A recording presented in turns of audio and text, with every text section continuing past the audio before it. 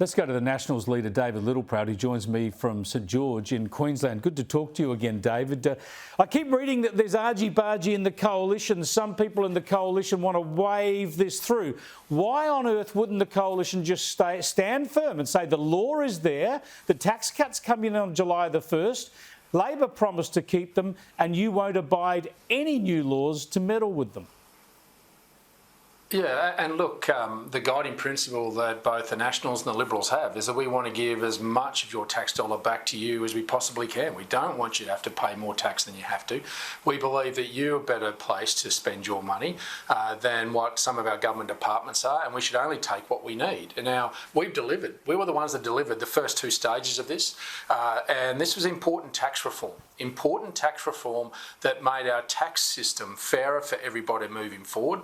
And those first two tranches help both the low and middle income earners. And you've got to appreciate that the changes that the government's now making are apparently about this cost of living crisis that Anthony Albanese had an epiphany on the 1st of January and decided that finally he's realised there's been a cost of living crisis for the last 18 months. He wants to do something about it.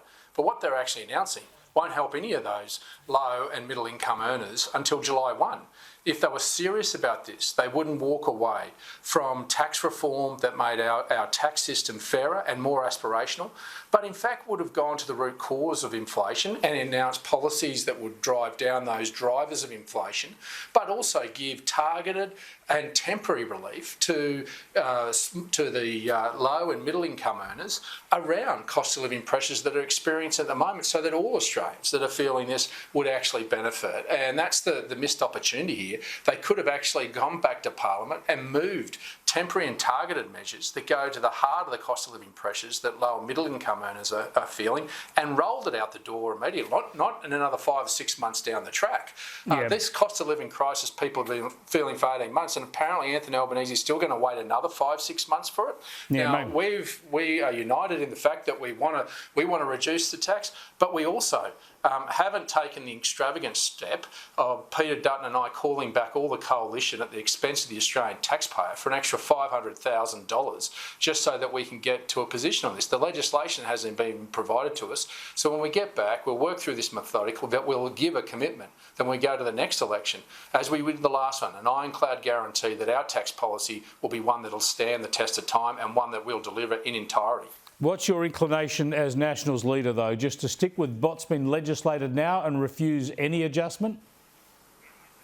Well, look, I'm not going to get drawn into what will be a discussion that my party room will have. I believe in the primacy of the Nationals party room, and we'll have that discussion, as Peter will have with the Liberals. But that guiding principle about making sure that we can deliver as much of Australian dollars back to the Australian taxpayer as we possibly can, but understand that the cost of living pressure is now. Jim Chalmers is trying to play politics while for another 5 months people's wallets are bleeding, when he could have come with a more mature approach to this rather than blowing up important tax reform to giving targeted temporary measures to those low and middle income earners now and put money back in their pocket now to help them get through. This is just blatant politics about Dunkley rather than what's good and what's there to help the Australian people that are doing it toughest.